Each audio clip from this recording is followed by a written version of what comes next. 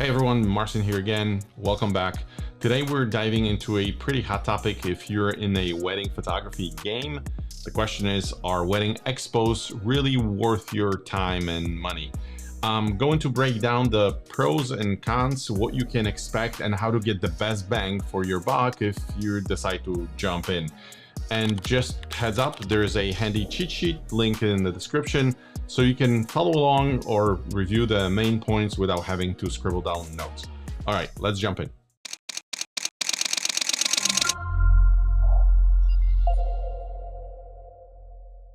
And it basically said, should you do a bridal expo? For photographers wondering if bridal expos are worth it, it's not a silver bullet, but it's a strong marketing tool with if you have the right strategy in place. And I would like to cover just my experience, what I have done in the past. We have done bridal expos in 2 different states, and I want to talk about pros, cons, and kind of what can you expect after doing a bridal expo. Is it worth it? Is it worth the investment and the time and the time? It's really the preparation and talking, because you're going to spend probably a day, depending on what you're doing, probably a day or 2 talking to clients. So you want to know, is this worth your time and money investment? So real world expo setup. Let me just scroll over to my notes just so we're on track here. With bridal expos, let's start at the very beginning. With bridal expos, you basically, it's a very plain setup. So when you book a booth, you basically get a table and some sort of a sign in the back. So it's very minimal. It's literally just an empty space. Basically, you pay for floor space, and you also have to. You even have to pay for electricity. So when you pay for the bridal expo, part of the cost is you have to make sure that you pay for electricity. Sometimes, depending on where you are, you may pay for parking. So as you see, there's other things that kind of go into the total cost, right, of your investment. So we have done together 6 or 7 bridal expos. We did, I believe, 5 expos in Connecticut. And we did 2 expos, one in Jacksonville, and most recently we did one in Orlando. And again, it's really, let's finish the setup. So in all of these cases, we just got a booth and we had a little sign, and that's really what it is. So we needed to, I'm talking here about basic setup, our approach, and results. So a table, sign, and space. This is just a picture of how we're packing the U-Haul truck. I usually rent a truck. It's just easier to put all the stuff in there. I pay $150 plus gas and throw all the junk in there, and then it's easier for just retrieval, and I don't have to spend as much time setting up. We have tried different things. We have tried moving things with our Durango. That was okay, but nothing better than renting a truck. Everything is in there. There's a lot of space. We just pull things out, and then I just go and return. Truck is just part of the cost, and we factor that in. But you get the table, the sign, the space. Vendors range from minimal to elaborate, so it's very different. Some vendors will come in and they'll go absolutely crazy. So I mean, if you have not been at the Bridal Expo, you have everything there. Vendors, if there's catering involved, they have food. If there's somebody involved that sells bridal wedding dresses, they have everything on display, right? DJs play music, videographers show their stuff, photographers show their stuff. Limo companies have actual buses and cars there just so clients, potential brides, can kind of walk through and just can see, experience, touch, feel, smell, whatever. All the senses are engaged. But that's really what it is. Some photographers, I remember we were experimenting at the beginning, because we always start with like, hey, what are others doing, right? And we would look at others, and at the beginning, I remember 2 shows, we would bring a piece of furniture, a sofa or something, and then we noticed it's actually counterproductive, because it occupies the space but not allowing us to really approach the client. Like when in the conversation we would speak over a sofa, clients would not be maybe comfortable, or it's just a busy environment, so they very often would not have time to like sit down, and so it's not really kind of how you imagine it a lot of times. So over time, as we were doing more and more of these, we were like, all right, now we got to tune into what we think works. And that's exactly what I'm showing you here. Some would bring furniture and elaborate setups. Some would bring just some work, put it on the table, and sell this way. And that's also okay. Whatever is effective, right? So I'm sharing what works for us, but there may be other people doing it differently. But just sharing what we have found to be effective. So our approach slideshows. So we, in the middle there, you can actually see the photo of our probably Jacksonville booth, where we basically had images on display. We had two slideshows kind of facing traffic different way. And then we had a table with products. Sometimes, clients like to come and touch and look. So we have not a lot of products. We don't have all the products on display. We're really low on the product end. Most of our stuff is service. That's what we charge for. But those are just add-ons, sort of. That's how we call it. And then every show gave us leads. We never did a show where kind of it didn't pan out. That's kind of, I guess, good news. So worst case scenario, maybe you're going to be at 0 in terms of your revenue, right? You're not going to bring more business, which never happened to us. It's always a surplus. But you may be getting 1 client, 2 clients, you may be getting 6 clients. So it really depends. It really depends on what you're selling, how you're selling, because selling skills are important in that situation, knowing kind of the script that you're going to follow with every person, and then knowing where you can kind of customize the conversation. So results will be very, very different. But in general, ROI for us, even though it varied, we always walked away with some sort of a benefit. It was usually monetary, and plus we've made a lot of connections. So with first, I think what I wanted to do is start with pros. Why you guys maybe should consider or could consider doing a wedding expo. Not everyone will be doing an expo, but for those of you you want to tune in and listen to the pros, but also listen to the cons. And then I'll talk a little bit about money and investment. Is it worth it? Like, what did we actually spend? What was the total cost? What did we get out of it? That's going to be at the end. So just stick with me and we'll get there. Let's go to this slide here. The pros of bridal expos. Prime client mindset. Brides in good mood, ready to explore. So it's very different when you're sending your bride a cold email, or you're handing somebody a card, maybe at an event, maybe at another wedding, and you don't really have a chance to talk. Plus, they're in a different sort of mindset. When brides arrive at the expo, they are fully tuned into a wedding experience. So part of it is a big pro, because they're usually in a good mood, surrounded by like friends and family. They're ready to explore. They're ready to talk to you. They're excited, and this is exactly where you want them mentally. Not busy, not kind of on a going 150 miles an hour. You want them to be in a good mood. You want them to be in a wedding sort of mentality, right? So and at the same time, they already kind of. It's a high trust situation, high energy situation, and they're already in the buying journey where you need them to be, because very often they're going to book on the spot or shortly after talking to you.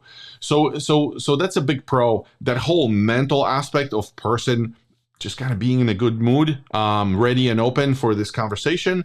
That's definitely pro number 1. Pro number 2 is volume of in-person leads.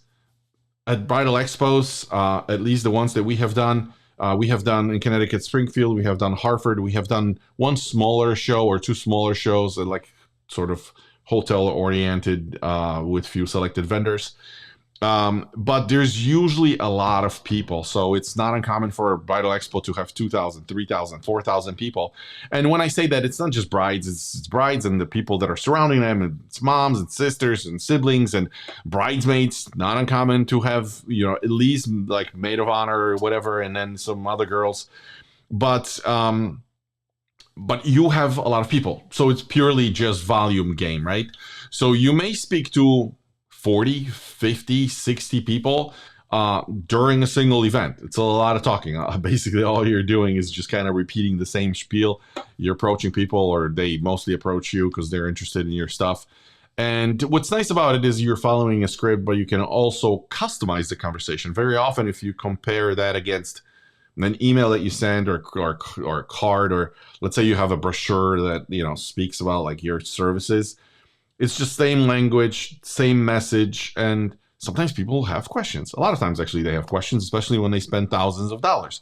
So it's nice because you get to use your script, kind of the same repetitive thing, but also if they have questions, you can address them immediately. So those objections that client come with, or a list of questions that they come with, you can immediately knock it out, right? I mean, normally in like an email setting, it would take some time. Sometimes it takes a week, sometimes it takes a month, depending on where they are, how ready they are to purchase from you. So this email exchange, sometimes you can lose clients, sometimes their focus is not there, sometimes they're dealing with 4 other photographers or whatever. When they're there on the spot, you can, not only they're already in a good mood, but you can kind of put them at ease because you're going to be able to answer all the questions that they have, or most of the questions that they have. So that's definitely a plus, being able to kind of customize that message.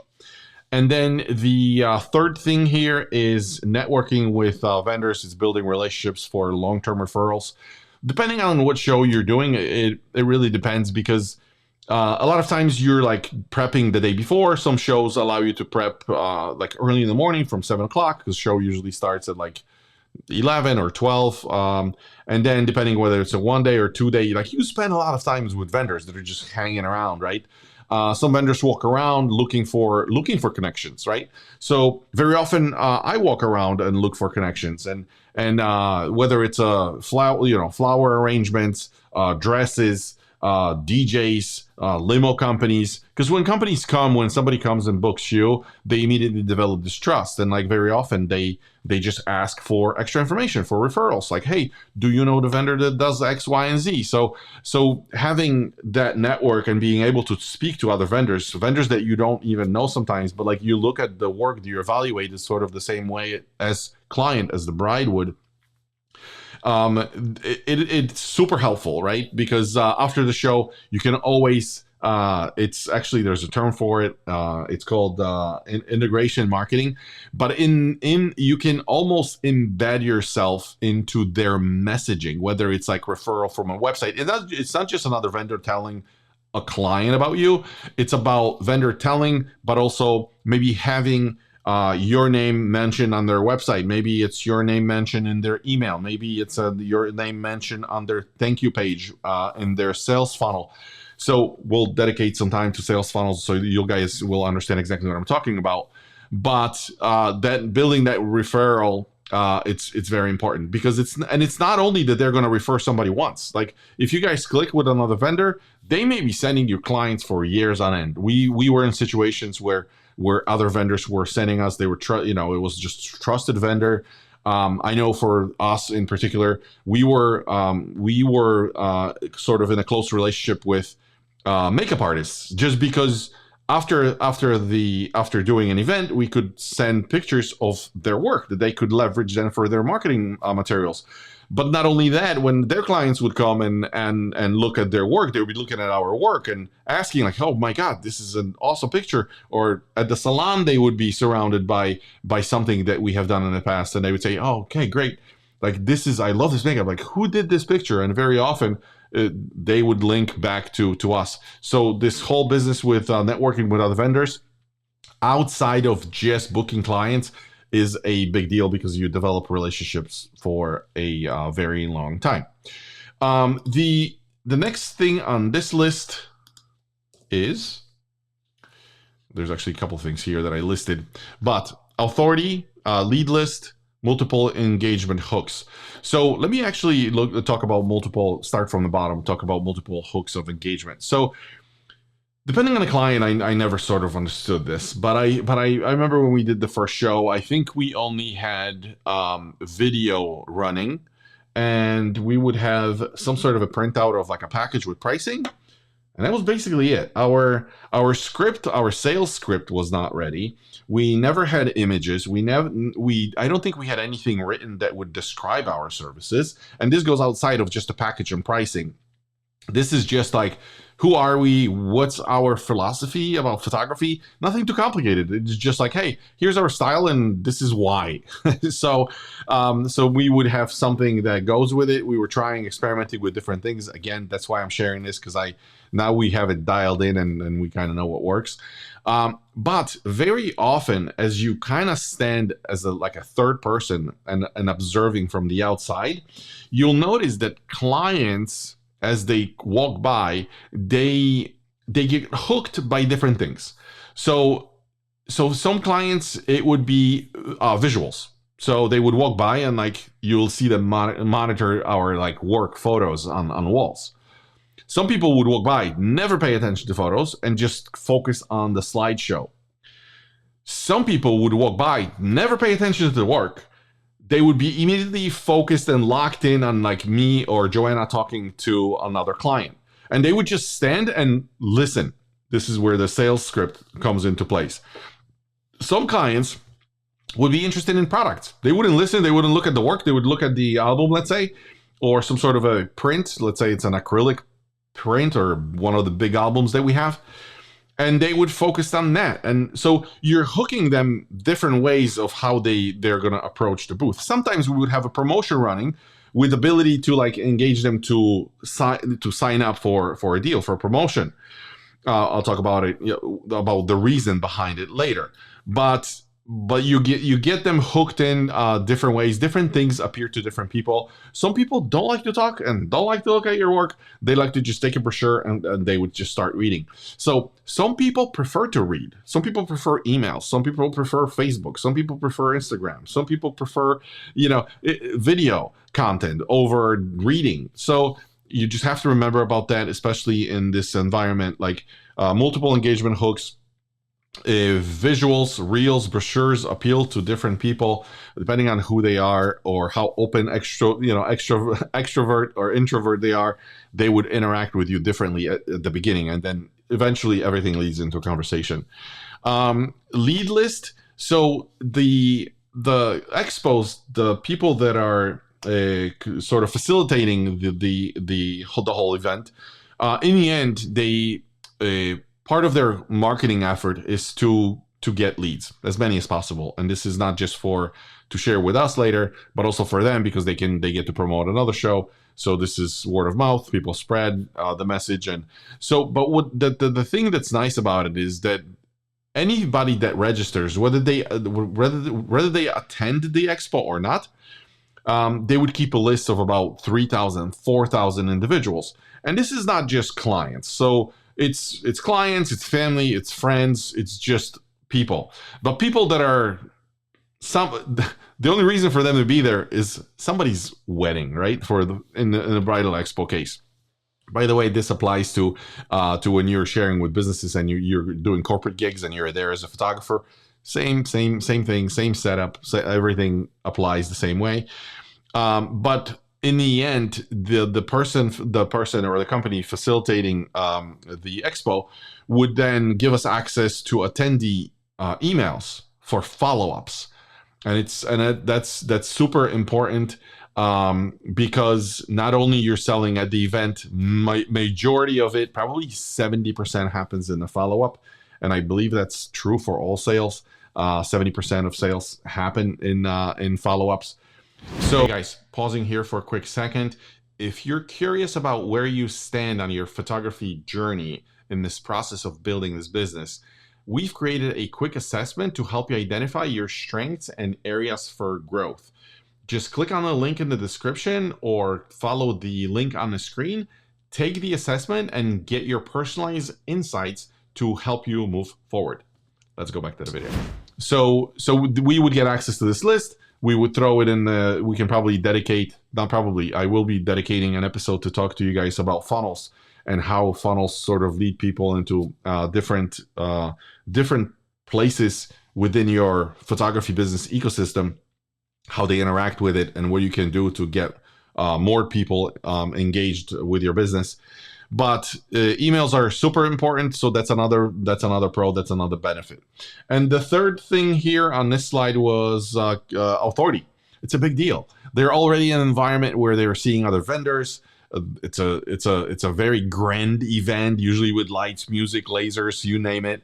There's usually some sort of a bridal dress fashion show going on. So being in that environment automatically places you higher than other photographers. This is one of the top reasons why we were also doing it, because that presence it automatically makes you a winner in a lot of cases.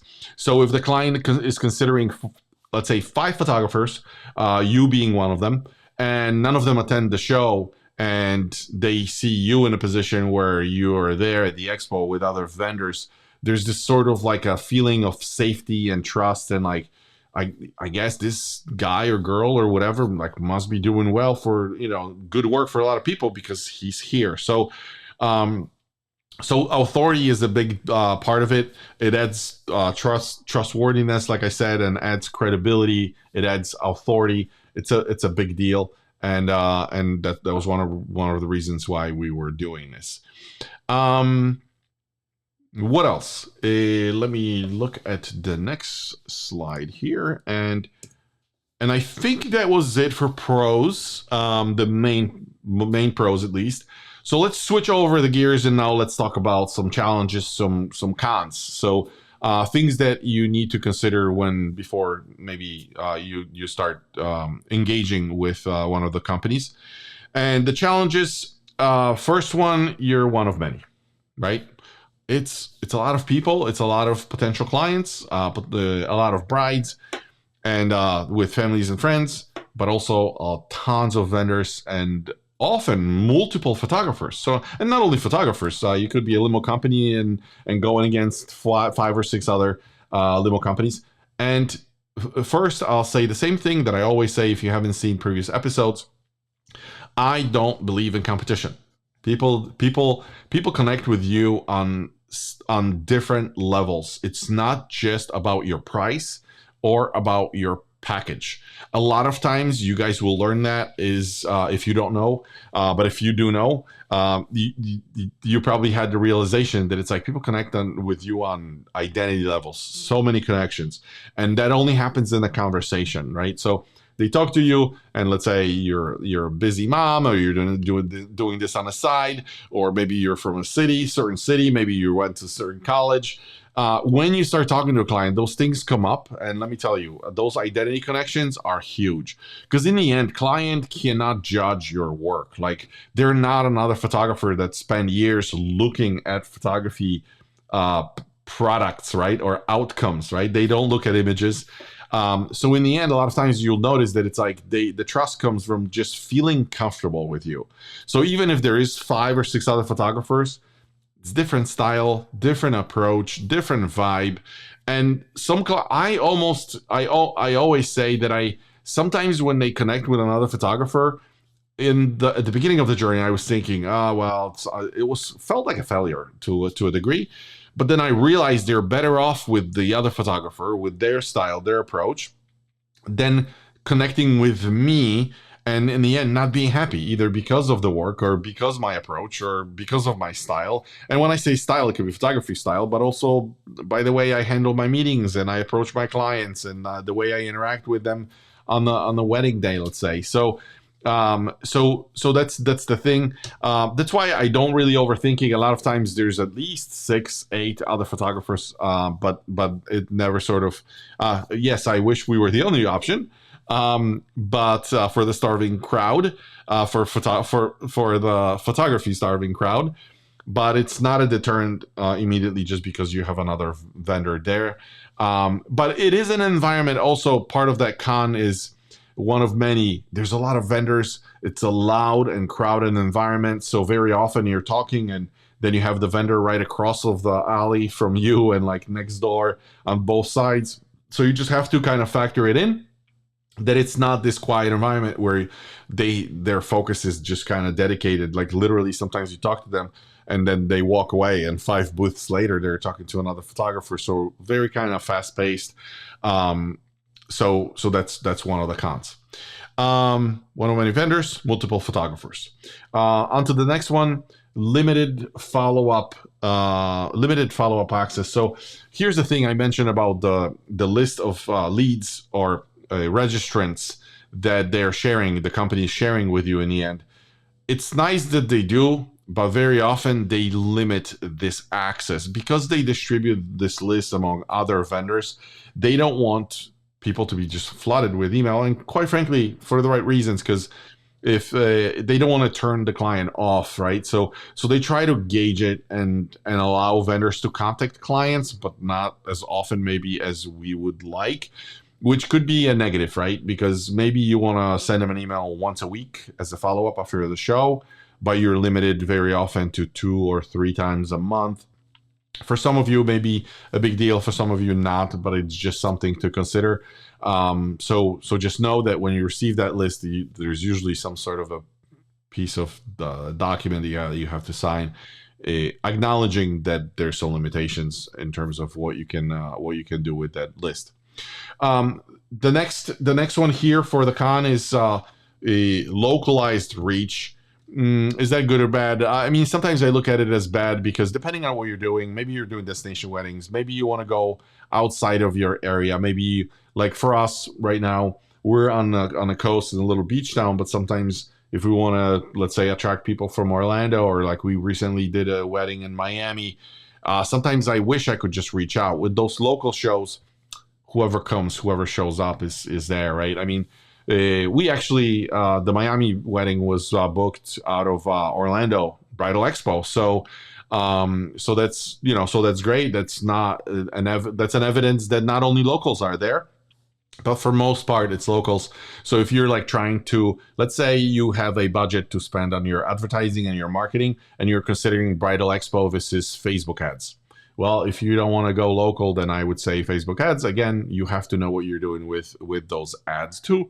But like I said, same applies here. You kind of have to know what your setup should be, which, by the way, I will be showing you exactly how we have our thing set up with all the details, and I'll walk you guys through it.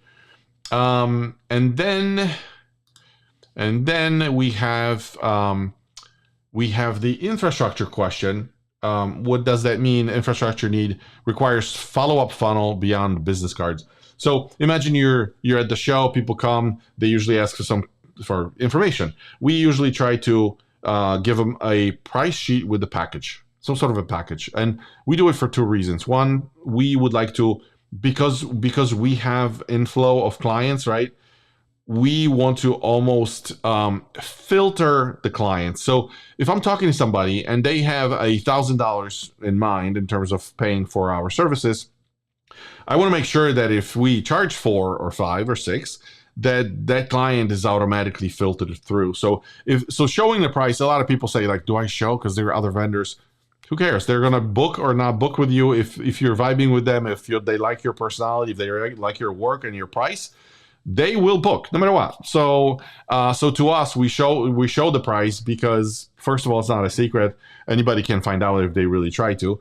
But it serves as a filter because like I said, for anybody that's shopping for price, like, hey, can you do it for 1,000? Can you, like, they sometimes approach, but the second we give them the price sheet, they like just kind of turn around and walk away, which is great because my expectations are that the clients that come to us are at a certain level of expectations, and they're looking for certain quality, and they will pay they will get what they're paying for. So with the infrastructure here, I just wanted to mention that when they come and they talk to you, we give them the price sheet, we give them the package information.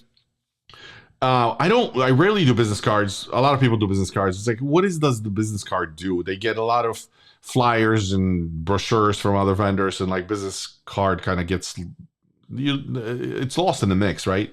So, and you need to follow up with them. And by the way, sometimes for a lot of clients, it's the first time they see your face. So you always have to have some sort of like a QR code, maybe capture their email with your system. Maybe you have like a little lottery going on. Maybe you have a little discount thing where it's like it's only good for the show register if you want to get 10% or 20%, and then they input their email. And now it's different because you can email them as many times as you want because you didn't get the email from through the vendor. but it requires some sort of a setup, right? So as you capture the leads, like I said, QR code, it could be an offer, like a coupon, something maybe that they scan. Maybe you have like a little laptop on the side with an opt-in page where they maybe you offer them some sort of like a lead generation thing where like a lead magnet, maybe with some information, and it's like, hey, we can give you this information, but you have to opt in and leave your email. So it's a system that's behind it. I don't like right now. It's not a good time because we're time limited to talk about this. But we'll definitely talk about funnels and how to kind of drive traffic into your ecosystem, like I said earlier. Um, and it helps you later on because you cultivate that relationship. They've registered, now you have the email, now you can send them some information, now you can be in front of the phrase, maybe drive them to your Facebook thing, and then with content kind of cultivate the relationship. Make sure you nurture your client until they're actually ready to pull out the credit card and buy from you. And I think those are the main cons. Personally, I don't think they're too bad. Before we talk about ROI, I want to switch gears here, guys, and just kind of show you a quick overview of what this kind of setup, what the setup looks like, what we are kind of gearing for whenever we're doing one of those things. And you'll automatically notice we always prefer to do a corner booth just because of the traffic. And we can just do the setup with images. So it's pretty straightforward. No furniture other than a little table with a cover, but we have the two walls set up with images. We have two slideshows going, and then we have some products on the table. The two computers are there. I usually have some sort of registration form in one if I see a client is seriously interested and I want to sort of cultivate that. So that's really the setup. Not only that, when I go to the show, I wanted to just kind of flash this picture in front of you guys so you have the behind a curtain sort of experience of what it looks like. I usually get the U-Haul and just throw stuff in there. I just secure it with whatever I have in the garage. And we already know what we're taking. So the TVs, like you see, I don't have to take them apart. They're already standing. The walls are already assembled. I don't have to piece it together when I get to the show. So it just saves time. It's just more convenient. And for me, the investment of renting this truck is bigger than the aggravation of like spending 3 hours rushing before the show to like do it. So that's the only justification there. But I throw it, we just pack all the stuff, including the clothes, because we can get there and like unpack, then go to the truck, literally close the lid, change, and then go back in. So it's working for us. And then we have like dedicated buckets. We already know where stuff goes. We just like secure it in place, tie it to the walls in the U-Haul truck, and we're ready to go. This is some products, some images, some pictures. I gotta always make sure that I have like, little ladders or something, just so, hammers or whatever is needed, right? I can probably provide a list of the stuff that we take every time we go. And then I mentioned the TVs already. This is the wall. And this is, I'm not sure if you're gonna hear the audio, but basically what I'm showing here, I hope you can hear the audio. But if not, this is what it is. Joanna's standing over there. You can see people are starting. This is before the show starts. Other vendors are still kind of setting up. And that's what it is. So I'm just going to stop there. But it's just to show you what it looks like live. And this is after the setup. The clients, you can see people are already coming. You can kind of see to the right. And then we just stand there and in front of our stuff and people approach us and both of us just kind of handle the traffic. I think it's maybe too much for one person to handle with some shows. Orlando was absolutely overloaded. Jacksonville was a little slow. But it really depends. It could be same location, but different day depending on the weather, like who's there. So that's really what it is. And then I said we're going to talk about ROI. So let's run through the kind of numbers quickly. But breaking down the ROI, 800 to, it's not showing, but it should say 1,200 for the show alone. And then that's the base cost. This is plus printing, marketing, travel expenses. So remember, 800 to 1,200 bucks, depending on where you're doing it. And then in our case, rent the truck, print some marketing materials, Marketing, it's just the materials that we print. And then travel expenses like the truck I mentioned, but like gas, we eat on location, so we usually grab lunch. So all of this goes in. And for us, it's really 1 to 2 bookings needed to be in the plus. Well, actually 1, because with the cost of the show and where our pricing is, if we book 1 client, we get the price of the show, and then we probably get double or triple of that just in return. If we have 2 clients, we're already high in a surplus. All right, guys, thank you so much for watching. I love sharing this information with you for free. And the best way you can support me is by subscribing to the channel, obviously, or liking the video or leaving a comment below. Your support means the world to me. And if you have enjoyed the content, make sure to check out the next video suggested on the screen. See you there.